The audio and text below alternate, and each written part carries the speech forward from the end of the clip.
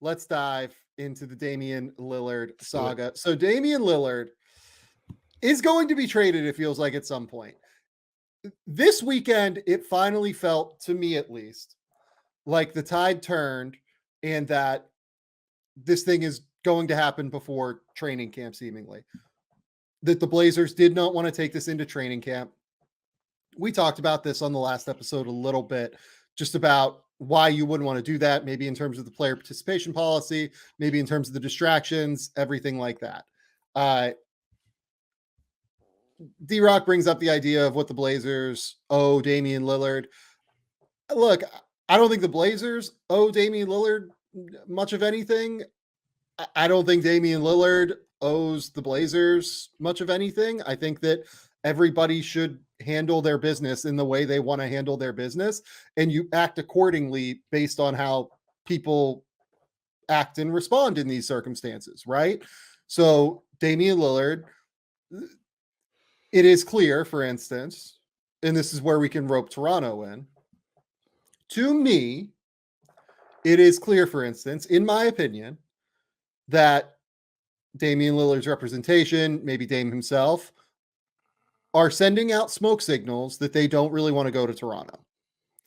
You know, Sam Amick said, like, maybe if he goes to Toronto, wouldn't report. Shams reported that a couple of weeks ago, that he has no interest in going to Toronto and like wouldn't report.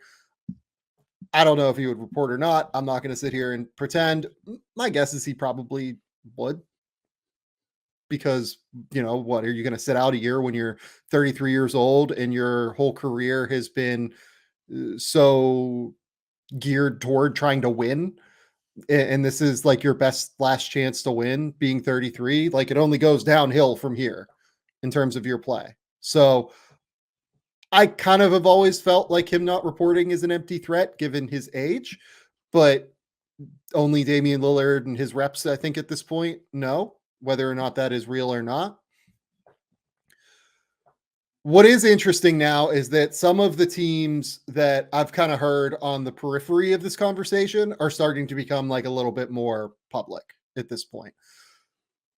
The Raptors are a team that, when I kind of talked to people at the Blitz last week, I think I mentioned this on the last show, the Raptors came up quite a bit as a real potential option when talking to like NBA personnel.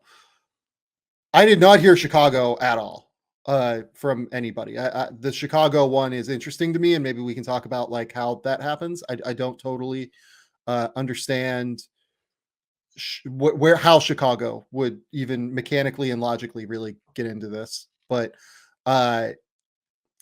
Chicago, I didn't really hear, but Miami's obviously like omnipresent. I'm not going to sit here and say like I have firsthand understanding of what's happening with these negotiations. I don't.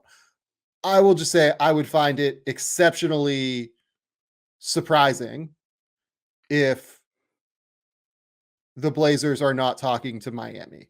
It's possible they go back and forth between all these different teams, and it's possible that because there now seem to be so many moving parts involving, you know, potentially Phoenix.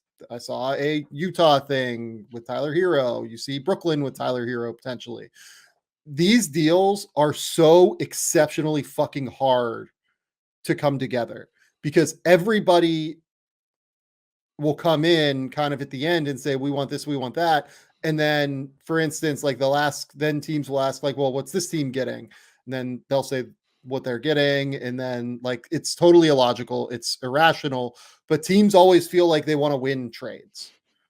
And sometimes that happens, sometimes it doesn't. And the whole thing can fall apart based on things that just don't even make sense, right? So all of the mechanics involved with a 4-team deal get really ridiculous and silly. The first thing I want to ask you, we've talked about the Miami Heat kind of ad nauseum with Damian Lillard. Obviously, Damian Lillard makes sense for the Miami Heat. I will ask you this question first. Does Damian Lillard make sense for the Toronto Raptors in your mind? So my initial response was yes. And then the more I looked at it, and I think I even put this in my notes of Does a Dames, Barnes, Siakam, and then whatever you have left, does that get it done? Yeah. The answer is it gives you a chance in the East, probably, right? Like, is that trio favorites in the East? Are No. they favorites over the Bucks? No. Are they favorites? I mean, they're favorites over the Sixers? Assuming James Harden Let's say is MIA, then yes. But if we just don't know what that roster looks like, I think. the Celtics, No. the Heat. So they have Lillard. The Heat do not have Lillard. I would say they are probably favored over the Heat at that stage. And then they have all the Western Conference teams, which I know that's a whole nother conversation. So, well, the other team for me is the Cavs. oh yeah, like, shoot. I think Apologies the to Cavs Cavs. Yeah, my bad. Yeah, I think the Cavs finished ahead of them in the regular season. I think that the Raptors very possibly, depending on what all they would have to give up in addition to keeping Barnes and Siakam to get Lillard. I think that it would be a question which one would be more applicably built for the postseason. But I'm also higher on the Cavs than everybody. So I'm, first hand up acknowledging that I might be too high on the Cavs. But this trade doesn't get done without OG. No matter, we'll talk about it in a second, but no matter where OG ends up, we don't think this trade gets done without OG, correct? So I want to table that for a Okay. second. Okay. I just want to table that for a second because I think there's like an interesting conversation to be had there too. Here's my problem with this from Toronto's perspective. Does a Lillard, Siakam, Barnes trio make sense? Along with Jakob Poeltl, by the way, who is their center. No. My answer is still kind of no, because both Siakam and Barnes really like to operate in the same areas. They like to operate in that mid-range area. They like to operate in the mid-post. And by the way, if you get Damian Lillard, then you're reducing the number of on-ball reps for Scotty, which means he's going to operate in that like mid-range, mid-post area even more often, or he's going to have to learn to shoot, right? Like, or he's going to have to space the court and knock down threes. And, Scotty's a great worker and like a really good human being. I am willing to hear out an argument for Scotty being able to shoot at some point. I just don't know that it's going to happen this year from a floor spacing perspective, or maybe even next year, given the evidence that we have within the NBA and throughout his prep career so far. So you still have a flawed roster at that point, right?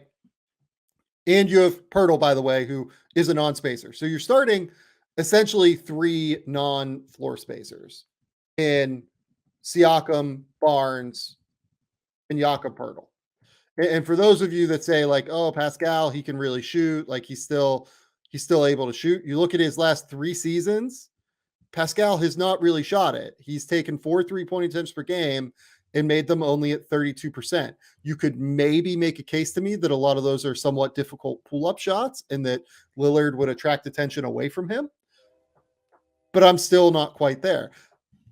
I think that what Swarlasers brings up is right. You are kind of just swapping Fred for Damian Lillard here in this circumstance. And Damian Lillard is way better than Fred. But you're losing all the other assets along with it to make that swap.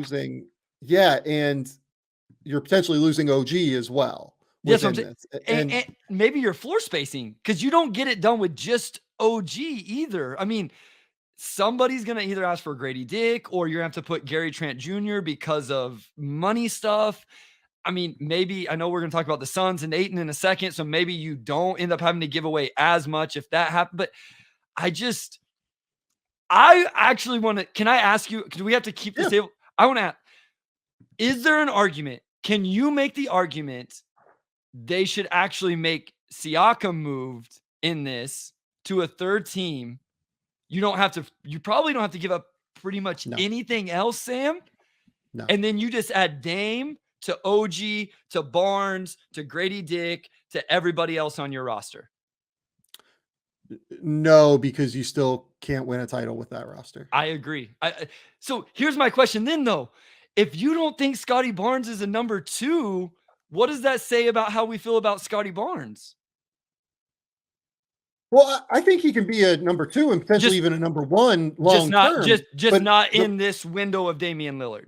the problem is that we are talking about, with Damian Lillard, in my opinion, a 2-year window here. Yep. Where he is 34 next year and 35. Like, I'm willing to say Damian Lillard is going to be amazing even at 35 years old. But once you get past that, I think you do start to see real diminishing returns. Like, what does this look like? I guess if it's Lillard, OG, Barnes, maybe like Gary Trent at that point you keep, and then Pirtle. Well, it kind of looks like a lot of the old teams that he had in Portland, right? Yeah. Yeah. So I'm struggling to see it. The argument in favor of doing this, if you're Toronto, is that it gets you one step closer, right? So you have Damian Lillard, you have Pascal Siakam, you then have this, you have Jakob Poeltl, depending on what you can keep. If you keep Grady Dick, if you keep Precious Achiuwa, everything like that, you can move them for pieces that make sense on the periphery, maybe, of this roster, and it gets you closer to being a contender. Does that move you in any way, shape, or form? And then the other thing, we talked about this a little bit with Giannis. Does this help you re-sign Pascal?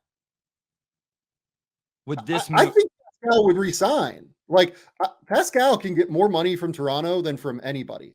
I think if they offered Pascal Siakam real money, like close to the max, he'd sign. Like, I can't imagine he wouldn't sign that, because he can get more from them than from everybody, and it seems like he's happy in Toronto. So to me, it's not like you have to keep Siakam. It's like, I think they just have to like make a shit or get off the pot decision with Siakam on some level. So the question for me on the Raptors is the case that this gets you closer to a title, where you then have basically a 2-year window that you're building toward. Are you close enough to a title with Damian Lillard, Pascal Siakam, Scotty Barnes, Jakob Poeltl, and then everything else that you have? Maybe you still have Gary Trent. Maybe you still have Grady Dick. Maybe you still have Precious Achiuwa. I would guess you have maybe one of those 3 assets moving forward. Does that bring you close enough to a title? And to me, I don't think so. Like, given the inherent roster flaws of a front court of Scotty Barnes, Pascal Siakam, Jakob Poeltl, in terms of fit, not in terms of the talent of any of those 3 players, all of whom I think are terrific. And like, Siakam's an all-NBA player. I think Scotty Barnes has like an immense amount of potential and talent. And then Jakob Poeltl is like a league average starting center, maybe like slightly above that. It's just the fit that doesn't really work for me of that group, and you get real diminishing returns on them. So if you're going to do that, in my opinion, if you're acquiring Damian Lillard without including Scotty Barnes in a deal, I think you're setting yourself up for a situation where, if this is a struggle a little bit early in the season, the next logical move is moving Scotty Barnes. And that's not really a conversation that Toronto wants. And by Toronto, I mean their front office. Like, it seems like Scotty Barnes is not going anywhere in this deal, like straight up. And I don't blame them for it. Scotty Barnes is a terrific player, terrific, like, long-term upside piece who is 6'9", can handle the ball and create in transition and can pass and has potential defensively, all of it. What I am struggling with is just the overall fit of this roster. To me, if you're doing a Dame deal, the guy that makes sense to move is Scotty. because a roster that is Damian Lillard, OG Anunoby, Pascal Siakam, Gary Trent, and Jakob Poeltl makes a lot more sense when you're trying to win in 2024, which is what you should be doing if you're acquiring Damian Lillard, than a Damian Lillard, Scotty Barnes, Pascal Siakam, Jakob Poeltl mix. So I guess that's where I was trying to go with the Pascal, but didn't account for the age. So the timelines fit better, is in your opinion, even though you're super high on Scotty, you're saying you move Scotty, and now the timelines in Toronto make a lot more sense. I want to be clear. I'm not advocating any of this. I would just not acquire Damian Lillard if I was Toronto. Okay, so that's what I wanted to say, Sam, is I feel like we're talking in circles of, oh, what do we think about a Dame Scotty Siakam? Oh, we don't like it. Well, then I ask, well, would you trade Siakam and make it a Dame OG Scotty Barnes? And for the record, I am a Scotty Barnes fan, and I think he's a really good player, and it would be interesting to see what he looked like in that role. And it was a no. And then we say, should we consider trading Scotty Barnes? And we say no. So it's like, why are we trying to trade Dame to Toronto then if we don't like any of the trades that essentially have to happen, right? One of those three guys has to be involved. This can't happen to Toronto without the reason we're talking about this. The reason we're talking about this is because it seems like Toronto is interested. Or Dame's representation got Toronto interested to get Miami to bump their offer? I have not gotten that impression. Okay. I'm willing to hear out that conspiracy theory. I just like to throw that stuff. I have not heard that. I think that it is genuine that they're discussing it. So here's the wrench I want to throw in this now, right? Yep. What if you could keep OG Anunoby and Scotty and Pascal and everything, and you could do Gary Trent, Grady Dick, Precious Achiuwa, a bunch of picks, and like Chris Boucher, et cetera, all that stuff, like the filler, Thad Young, Otto Porter, everything like that. Because they have the mechanism to do a deal that does not involve OG Anunoby, Scotty Barnes, Siakam, Poeltl, everything like that. Financially, they can do it. Like, you can come up with a trade that makes sense for them. Does the question then is, does that actually set up as a better offer than what Miami is offering? Would you rather have Grady Dick, Precious Achiuwa, the Gary Trent deal, whatever you can get for Gary Trent, maybe Phoenix is interested in Gary Trent, and you could do Trent and Nurkic for Ayton or something like that. D-Rock just put it in. I mean, then you send a couple of those guys or one of those guys to Phoenix along with Nurkic, and then you get Ayton back. And I know we'll talk about this, but I think we both like the idea of Ayton.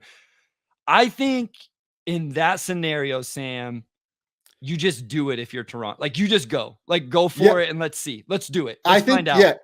If you're not moving any of their starters, I'm a lot more interested in this from Toronto's perspective than I am. The question is, do you think that is a better offer than what Miami's best offer is, basically? I mean, I think it can get there because Toronto can offer picks as well. So I guess it would. So what are we matching up young prospects? We got Jaime and Jovic. Jaime and Grady Dick, and then Jaime and Jovic. Yeah, I see how you're doing this. Yeah, Jaime and Jovic versus Grady Dick and Precious, who you're going to have to pay here, by the way, momentarily with Precious. I feel like Grady Dick still has the best upside of that group. And so I feel like Grady Dick plus I believe the draft pick packages are somewhat similar. I think Toronto can offer 2 firsts in the future because of what they owe to San Antonio, I believe. So, yeah, I mean, I think it's as good as what they could get from Miami. I think I would rather have Grady Dick than either one of the Miami Heat prospects, I think, is where I'm at. Okay, so I'm sharing screen. Shout out to the folks at Fanspo here. You can see the screen now. Well, yeah, but Miami could still get Ayton to Portland just like Toronto can. I mean, they may have the best extra piece in terms of sending Caleb Martin. I don't know who. I mean, Toronto has some options I guess they could send as well, obviously. But I think the Ayton thing has to be a wash between the two because both teams have a mechanism to do that. Do we agree there, Sam? That the Ayton thing has to be a wash, maybe. Like someone is saying that Miami doesn't have the mechanism to get Ayton to Portland, but I think either team it works or either team can make it happen. Yeah, Caleb Martin, I think, can do that. My dog is going nuts. Bryce, keep talking while I try and figure this out and try and figure out what the dog is going on. Yeah, so I feel like that is something we just have to consider both teams are able to do is the Nurkic goes to Phoenix and Ayton goes to Portland, and that's how you get this done. Listen, Brian, I'm with you. When I first heard the Nurkic and the DeAndre Ayton stuff, I was kind of out as well, and I think Sam and I will talk about that a little bit more in depth. I feel a little bit better about it if you're getting a Caleb Martin or one of these pieces from Toronto. I don't know why Phoenix wants to do it, but I do think it makes sense for Portland to bring DeAndre Ayton in that scenario. I think he makes sense with their young core. Is this a better deal than what Toronto than what Miami can offer? It's Gary Trent, Chris Boucher, Thad Young, Grady Dick, 2 first rounders, and I'll throw in Precious as well. Because I forgot Precious here. Give me a second. Adjust. And you can throw back what you need to throw back from everybody there. So Gary Trent on an expiring. Is this better than what Miami can offer? It's basically cash neutral.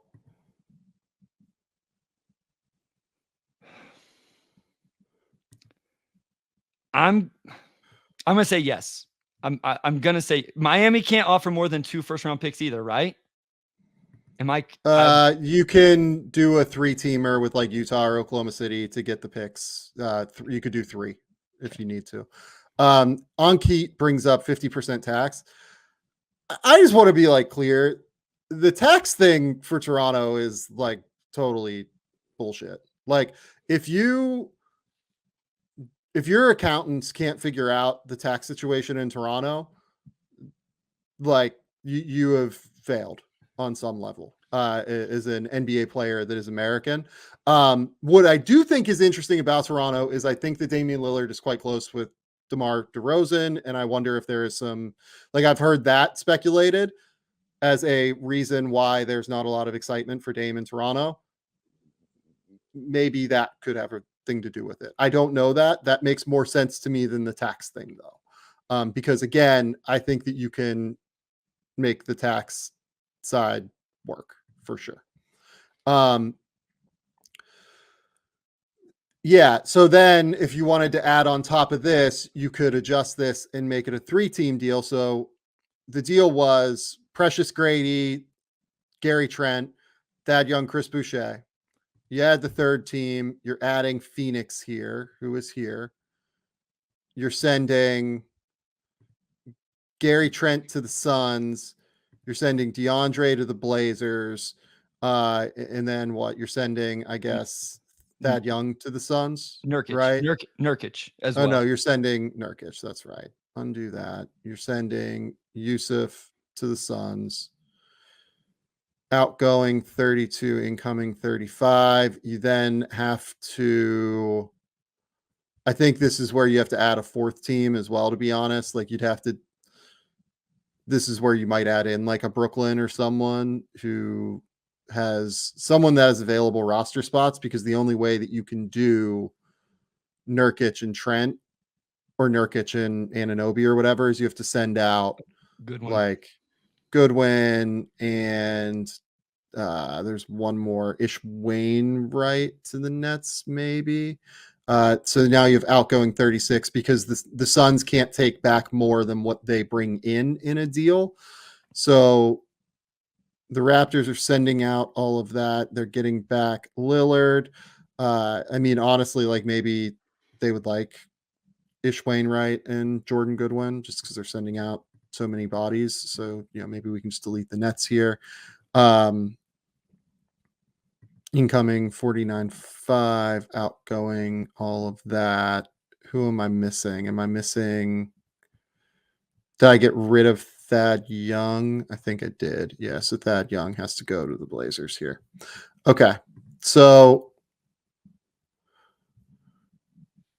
if you wanted to do something like this, if the Suns would do this, I don't know if they would have interest in Trent. And that maybe this is where we can transition into the Suns piece of this, Yep. because I find that really interesting.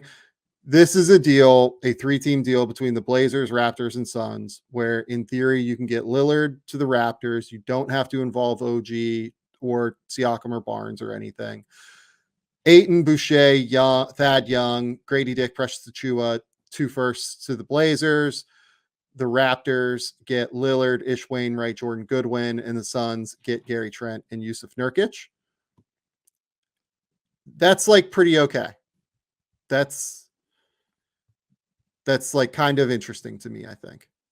Yeah, no, I'm with you. I mean, like I said, I don't know That's that actually a deal. That's probably the most value I've seen a team get to the Blazers. The question is, would the Suns do Trent and Nurkic? I don't know the answer to that. you're not sure if they would take if Trent is enough to downgrade from Ayton to Nurkic is what you're saying. You don't know that Trent's Yes, enough. especially given the idea, because the idea of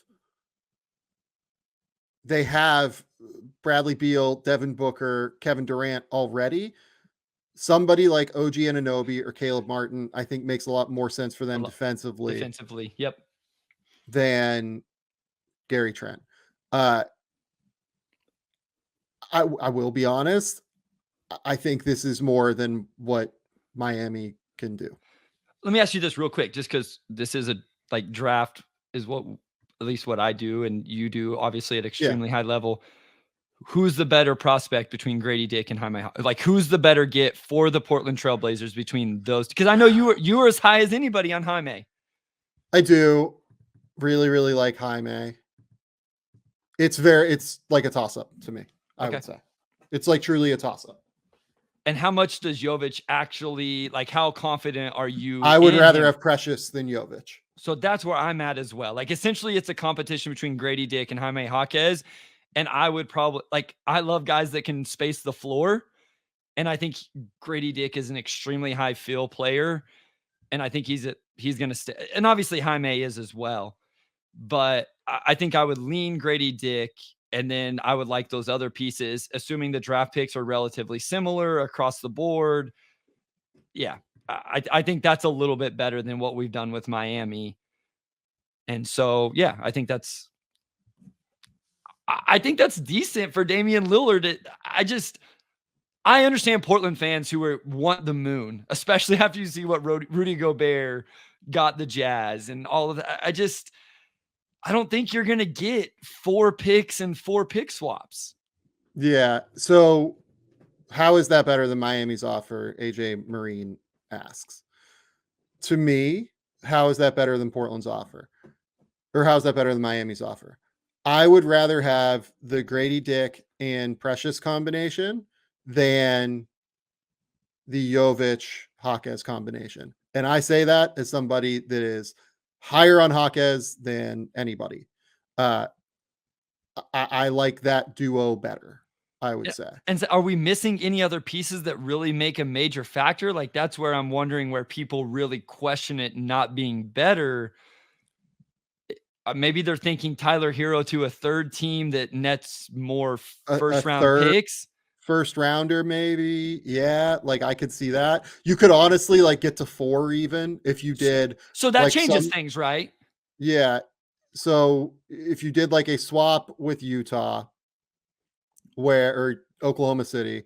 Oklahoma City, I think, owns one of their picks, so it's probably a little bit easier if it's Oklahoma City, where you switch the years of like protections on the picks. You could do 3 of your own picks or 3 first round picks plus whatever you get for Hero in a separate transaction that is somehow tied to this. That then I think becomes more interesting than this offer.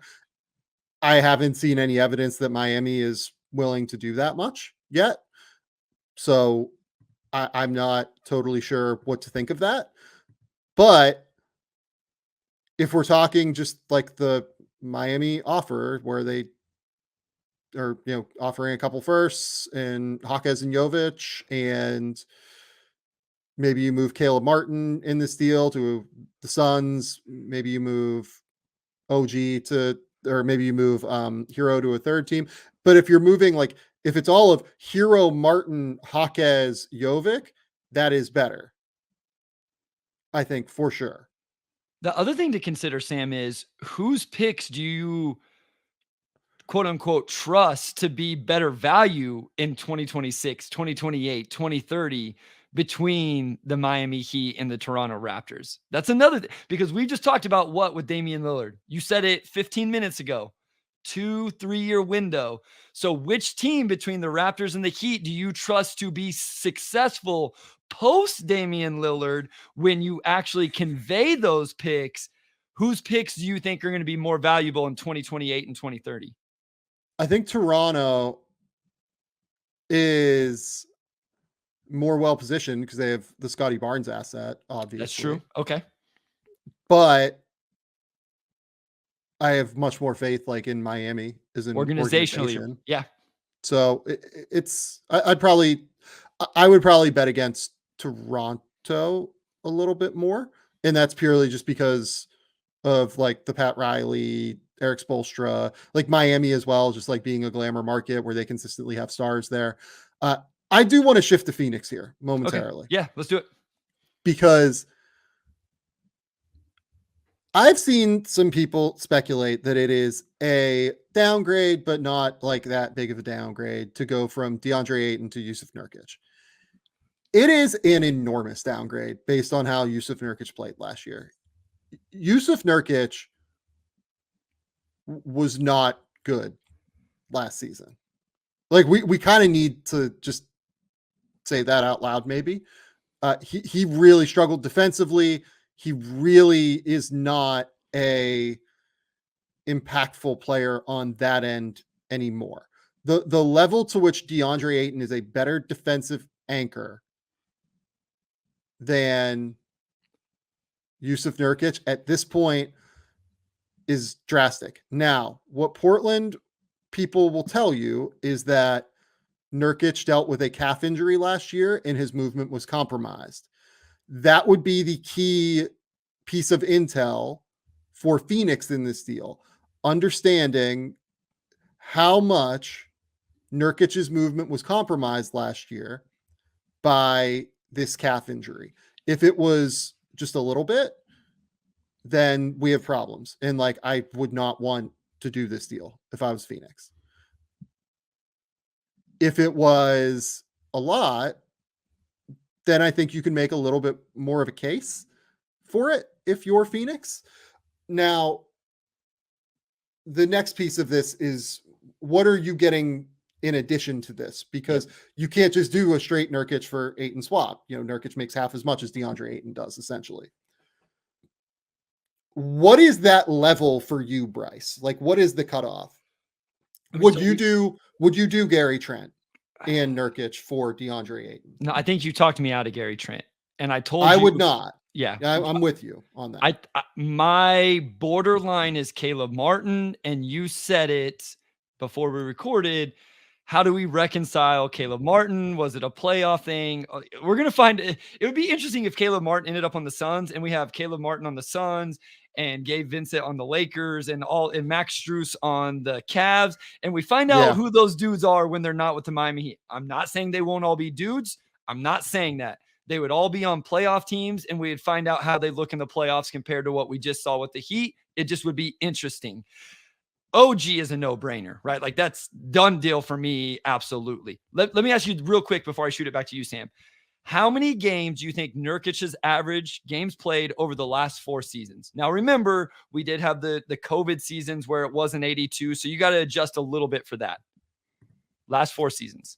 45. 40.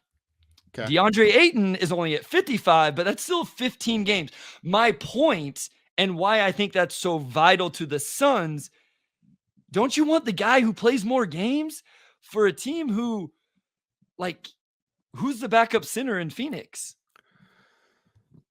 Oh, I mean, it's like Shemezi Metu, yeah, like that group, Know what I basically. mean, though? Like, don't you want Drew the guy Eubanks is there now. Drew Eubanks is Eubanks? salt, like, okay. Okay, so there. That maybe there's enough insulation with Eubanks that it's not as big a deal, but I just Bryce, we saw that center combination last year in Portland, literally, and there was not enough insulation defensively. so here's my question. Do they not want do they not see the importance of the rim gravity lob threat pick and roll guy that Ayton is? Like, do they just say, hey, we got some of the best ISO players in the NBA? Who cares if they have a ball screen and roll guy? We just want Nurkic to be big and strong and an enforcer and all of like what is there a money? I know he's making less. Is it the money aspect is a little more here than what we're making it out to be? Like, So here would be my question to you. Is DeAndre that big of a rim runner threat kind of thing? it's more than Nurkic, right? It's I think it's more than Nurkic. Nurkic is probably a better screener than what Agreed. DeAndre is, Agreed. but DeAndre just has so much more like juice athletically at this point. And if you're Frank Vogel, like you've gotten these guys to play hard before, like you've gotten them to roll hard to the rim, you've gotten them to do all the things that maybe you do have some concerns about with DeAndre. I'm not saying they're valid or not, but like whatever your case is here, right? So I'm kind of, while we're talking, trying to come up with a 4-team deal that makes sense for everybody involved here, with the Utah Jazz maybe getting Tyler Hero. It can be any team, but I'm just placeholding the Jazz because you can do that, right? Let's say, 2026 round one. I'm just like throwing things together. Don't take these as like the exact picks. I'm literally just like throwing picks in here. 2 picks, Jovic, Hawkes, Ayton. And then I have to get salary matching to the Jazz. So the Jazz would then send out, let's see, I guess it would have to be Talen Horton Tucker going to the Blazers. And then it would have to be, so outgoing, incoming. I'm like trying to find the numbers that makes this make sense with Hero.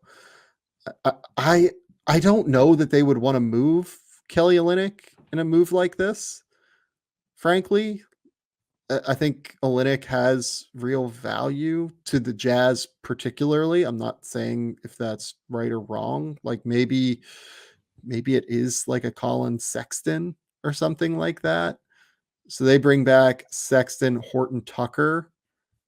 I mean, this is just me like trying, and then you send another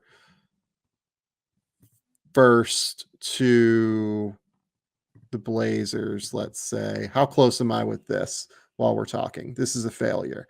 The Heat can't do this. They can only take back 39-6. Why am I failing? Bryce, talk while I figure this out. Well, yeah, I'm just thinking through here now that the Jazz are, they're having to send out a little bit to bring in Tyler Hero now with the first round pick, along with, if you're talking about some guys that at least mean a little bit. And so, like, this is actually a little bit more difficult than what I thought. Yeah. To craft a 4-team deal. Like, you'd almost have to, like, does it have to involve Kyle Lowry? So you sent out Caleb and the 2 rookies. Oh, but you got to send out more and Hero. Oh, so even Hero's not enough with those guys.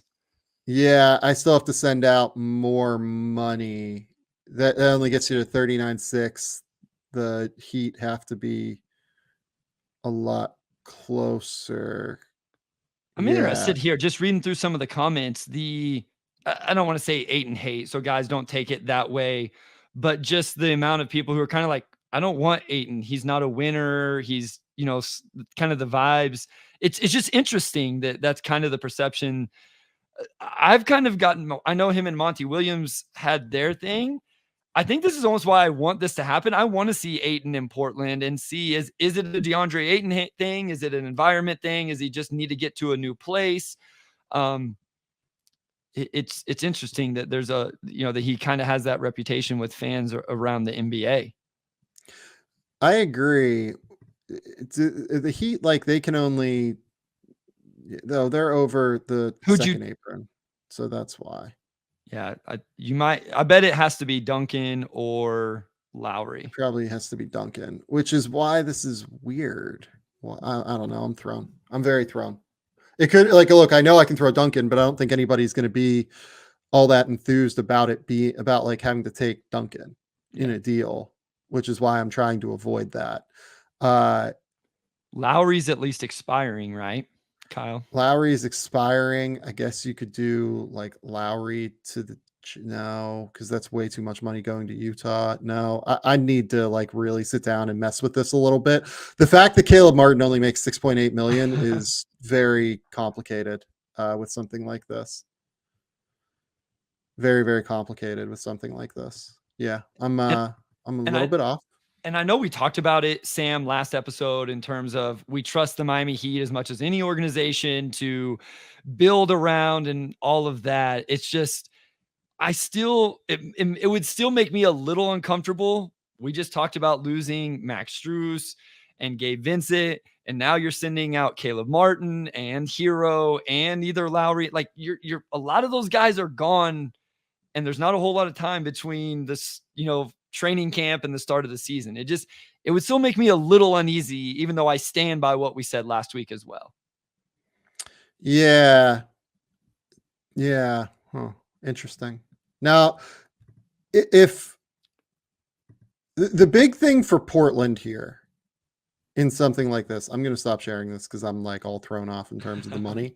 I guess like you could just do like send a bunch out to Utah or whatever, but the big thing for Portland here is that getting off the Nurkic deal without having to send out an asset is actually like kind of wild if they could do this. Like if they could find a way for a team like Phoenix to take back Yusuf Nurkic for DeAndre Ayton, and then Portland can just use one of the assets they get in this other side of the deal. Maybe it's Anunoby, maybe it's Gary Trent, maybe it's Caleb Martin to send elsewhere. That is like a very real value add. The question I would ask you there is, if it's Anunoby, I feel like then you might want like an additional pick maybe if you're Portland. Yeah. Because why would I not just take OG? Yeah, why would you not just take OG Anunoby at that point? Yes. Right? But Phoenix can't really give you that additional pick.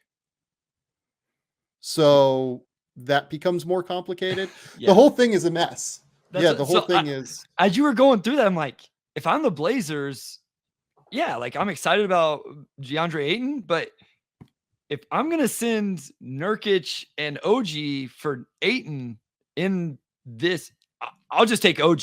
I'll take OG to Portland and mix him in with my young core and feel really good about that.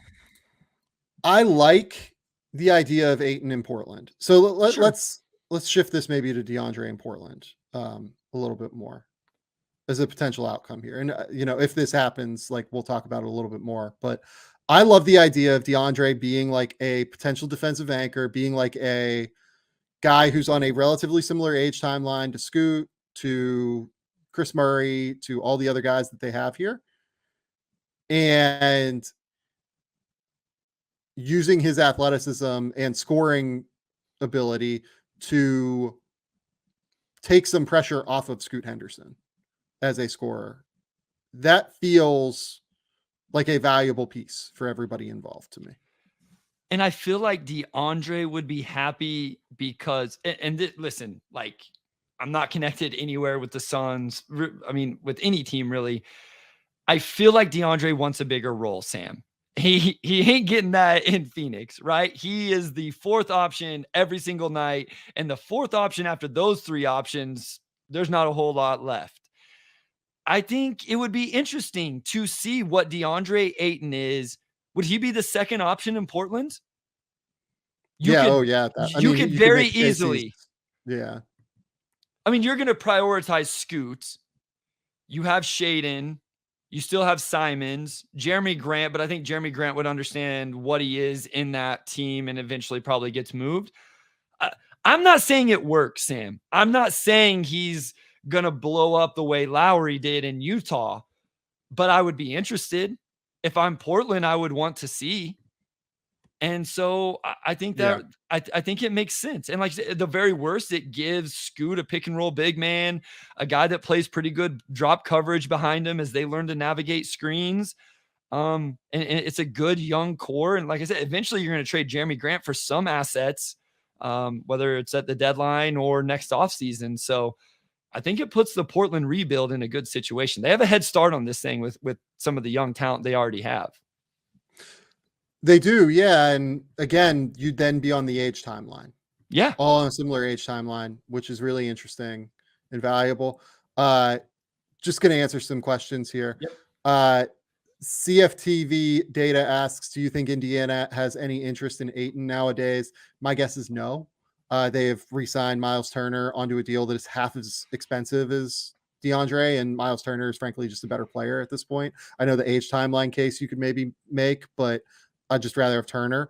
The problem with Ayton in Portland is his contract. I think he could be a negative value contract as soon as next season. The thing is that it is probably like a slightly negative value contract right now, but the shorter time that you get, like after the season, you'd only have 2 years left on his deal, right? It's really hard to have like a significantly negative contract on a 2-year deal if the player is like producing. Like DeAndre would probably average 20 points a game, 10 rebounds, and would be like okay on defense at the very least in Portland. I don't really think that would be seen as all that negative, in my opinion, at least league wide. The problem that I'm struggling with Miami now is trying to find a way for them. I kind of wonder if they just have to take back Nurkic if they want to do this deal. Isn't it funny that all of a sudden Nurkic is at the center of this and deciding what happens? And like you said earlier, this is what makes things so complicated. I've also, as we've talked through this, if you're Portland, and I know it's not 1-to-1, but just in general, would you rather have DeAndre Ayton out of this or OG Anunoby out of this? In a vacuum. If I'm Portland? If you're Portland, it's a great question. I know it's not 1-to-1, Sam, because the assets aren't coming from the same place. So it's an unfair question. It's kind of fair, but not really. But at the end of the day, OG on an expiring, Ayton under contract. But which one of those, if you had to choose a deal that netted you Ayton or a deal that netted you OG, which one would you take?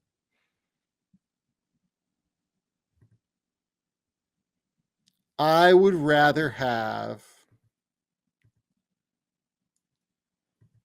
I think I would rather have Ayton for Portland, given their situation and given that OG is also about to be extremely expensive and he has the ability to potentially leave.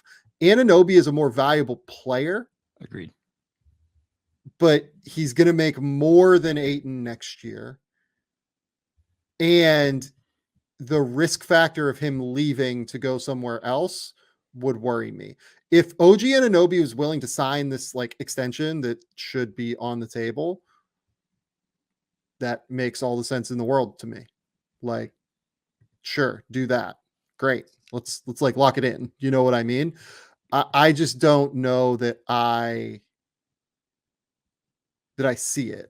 You know, like No, maybe I'm wrong. Like maybe he'd just be ecstatic to have the role that he's seemingly wanted for years upon years, yeah, I right? mean, Maybe again, that's the just like we said reality. with Ayton, he goes in there and gets an offensive role. I think he fits in well. Again, I think he fits with the young core still.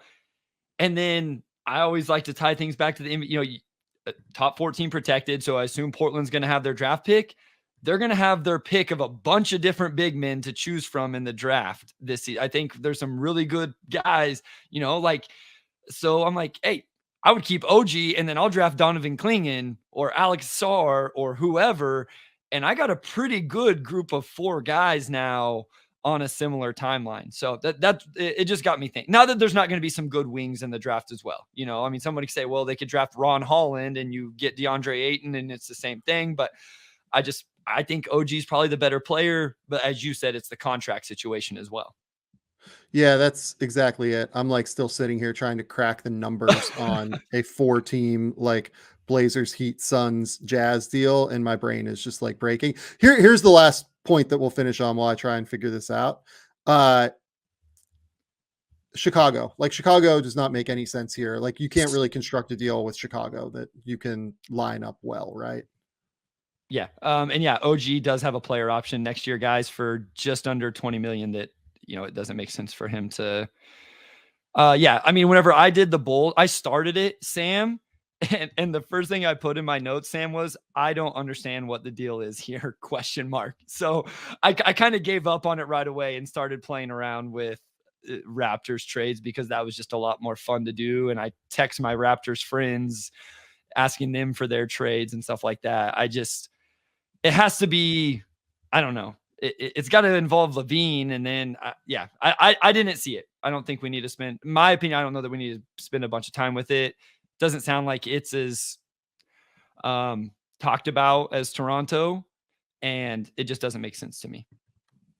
Yeah. Couple other things here. Buddy Hield has been discussed in a trade now. I think I might like wait to do a bit of a deeper dive on Buddy until later in the week. But do you have any thoughts on Buddy at this point? I mean, he can shoot. He can really shoot it. I would take him in Detroit. A young team always needs shooting. I don't know what Buddy wants. I don't know what new contract he wants. It sounds like that's what's going on in Indiana. But yeah, I mean, I think he makes sense for quite a few teams in terms of you need a guy that can space the floor, and that's of high value in the NBA. So it'll be interesting to see what his market ends up being. And that may be a little bit based off, again, what kind of contracts he's wanting, extension, all of that. Okay. Conclusions here.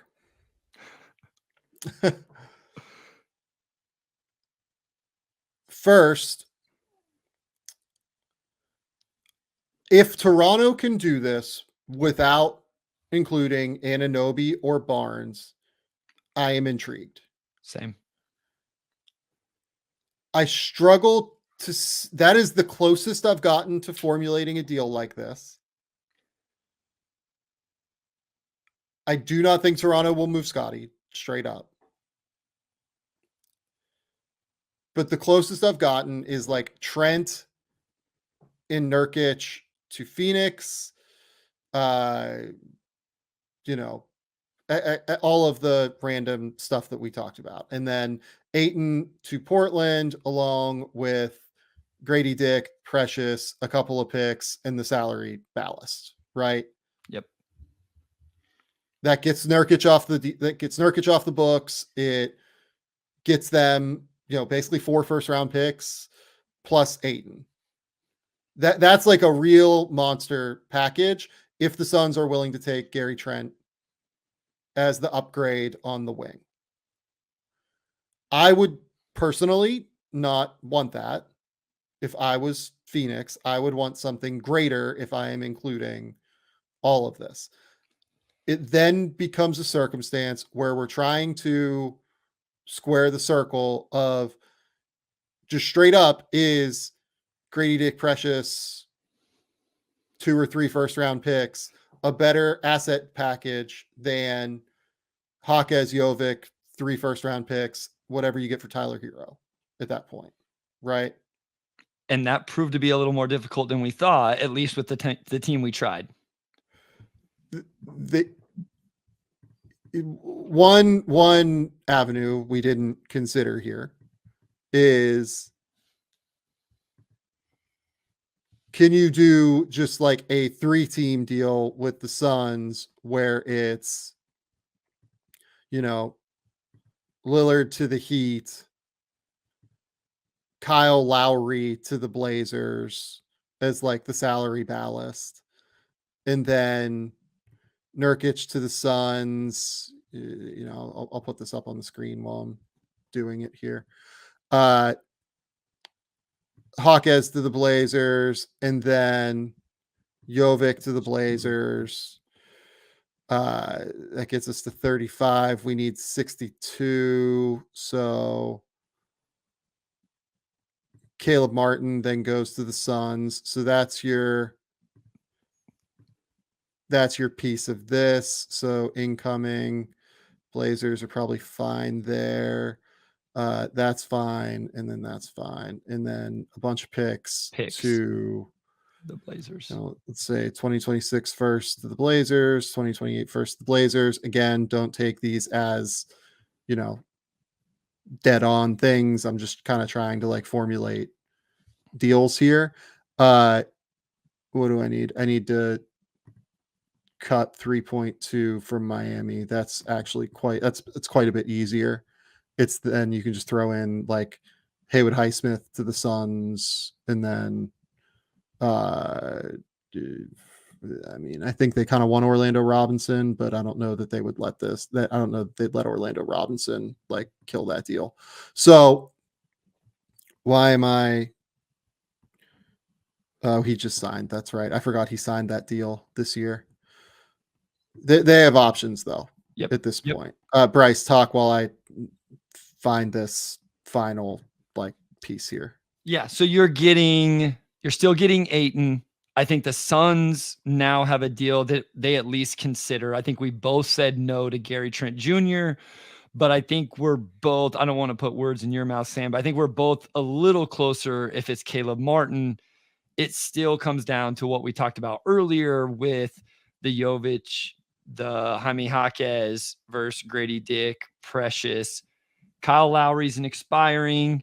I don't hate the idea of Kyle Lowry in Portland, just, you know, maybe helping scoot along for a year. I know we mentioned this last week with the NFL game where they had the cameras caught Chauncey and Kyle Lowry in a suite together, watching the game. But I think it really comes down to the young assets and just how you feel, I guess, about Grady Dick versus Jaime Jaquez versus, again, whose picks make the most sense. What kind of pick can the Heat get for Tyler Hero if we were going to turn it into a 4-team deal where we added in yet another pick? I think that would be a huge part of it, is what is Tyler Hero's actual value around the league, and can he bring in a legitimate first-round pick? So, yeah, this is bizarrely more difficult than what I thought in terms of like trying to find the way to get the Suns or the Heat like to the numbers that they need, basically. I mean, like, I wonder if you could just do like Hero then for, you know, like, would you do Hero for Dinwiddie at that point if you're the Heat? And then like you get they give up a pick as well. So that's just salary matching stuff.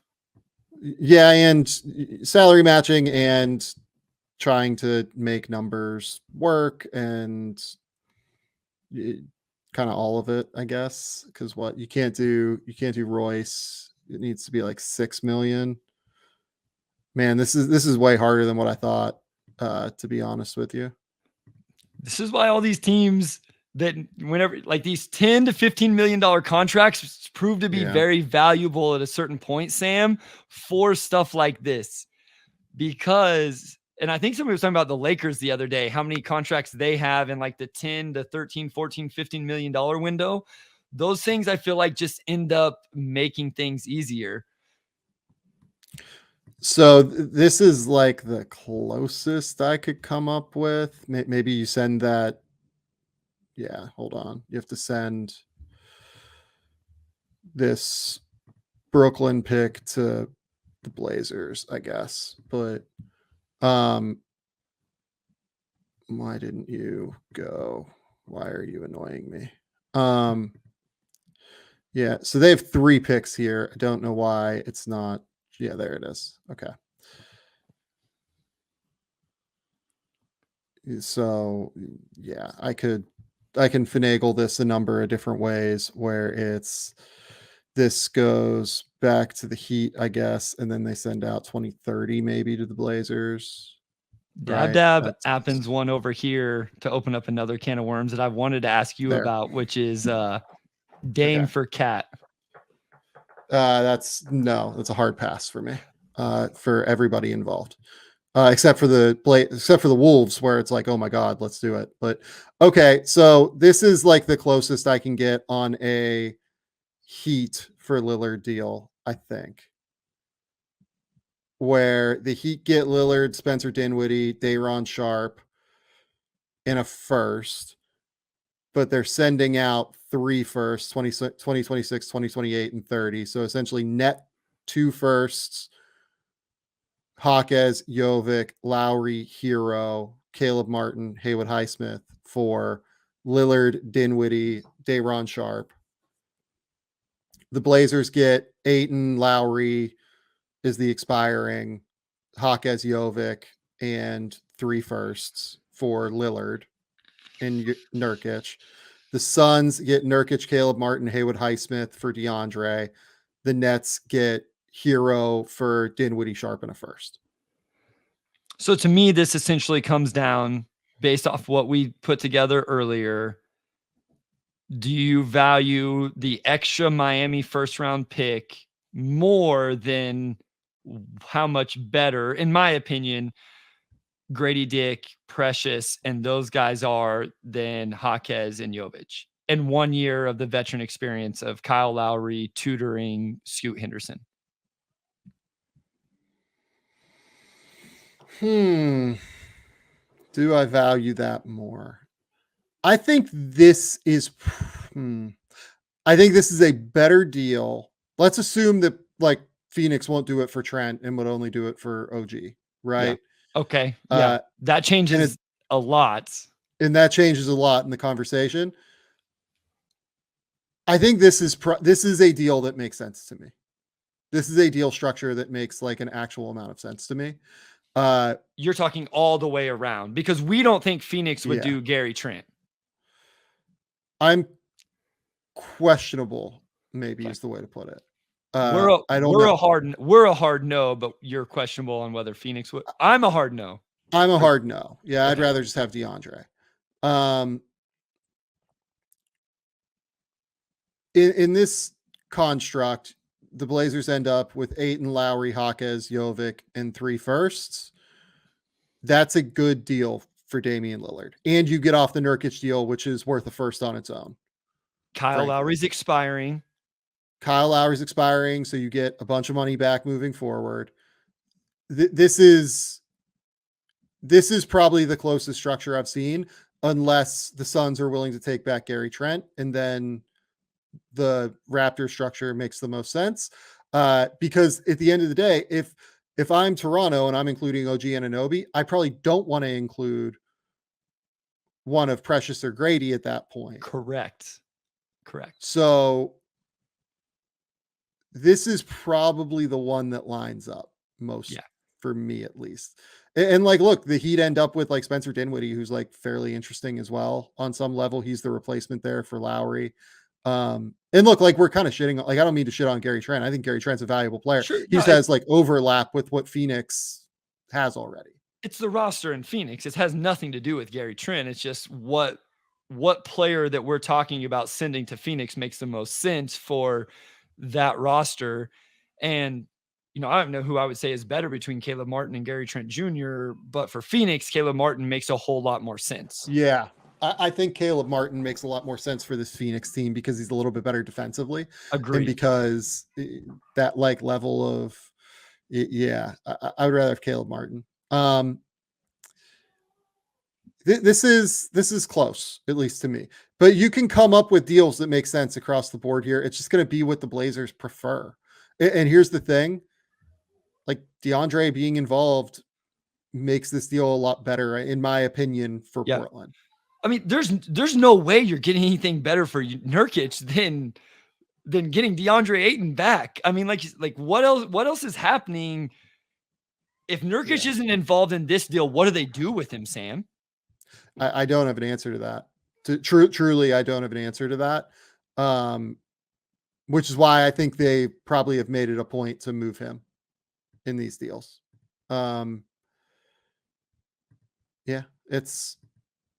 This is the one that makes the most sense across the board to me, unless Toronto is willing to do OG and like Precious and Grady Dick, and then that's like a whole can of worms. And I would not do that deal if I was Toronto.